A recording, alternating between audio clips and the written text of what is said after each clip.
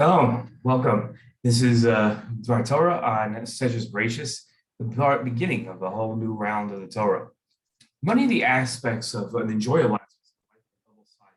While they can provide tremendous benefit, they also come with a risk or even danger. Food is a perfect example of an enjoyable aspect of life. While food provides nourishment and pleasure, it can also bring health risks.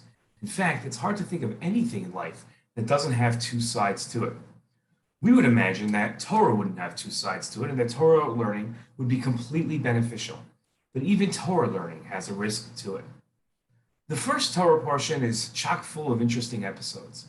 One of the most well-known is the story of the snake seducing Chava to eat the fruit of the forbidden tree. The narration of the story reveals Chava's thoughts leading up to eating the fruit.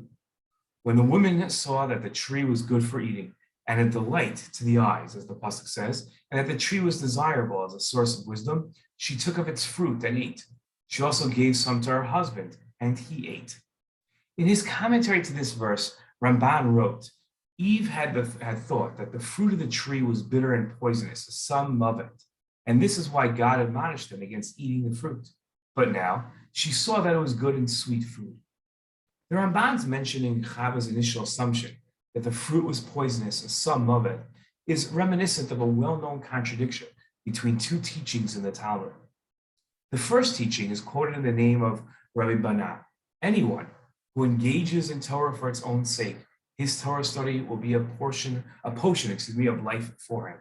And anyone who engages in Torah not for its own sake, for an ulterior motive, his Torah will be a potion of death for him, a sum of it, the same phrase.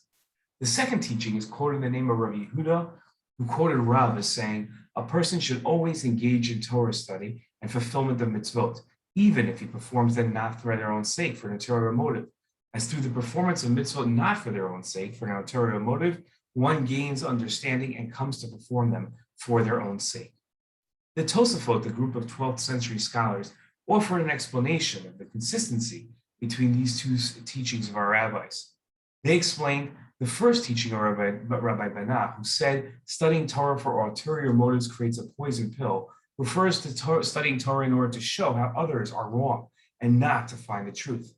While Rav's teaching that Torah not lishma isn't poisonous, but will eventually lead to studying Torah for its own sake, means studying Torah for respect or for money.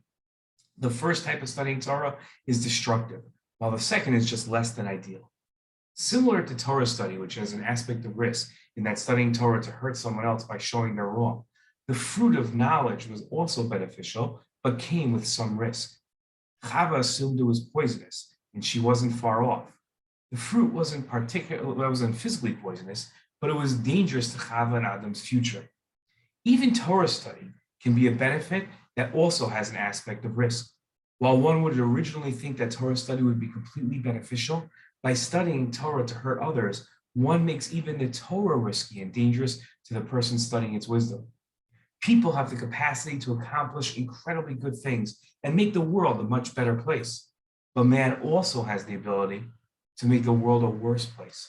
God has placed many great things in the world as tools for man to use to improve themselves, but they can also distort and pervert those things and make the world a much worse place.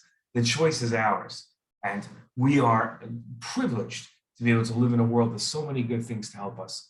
Let's use them in the right way. Shabbat Shalom.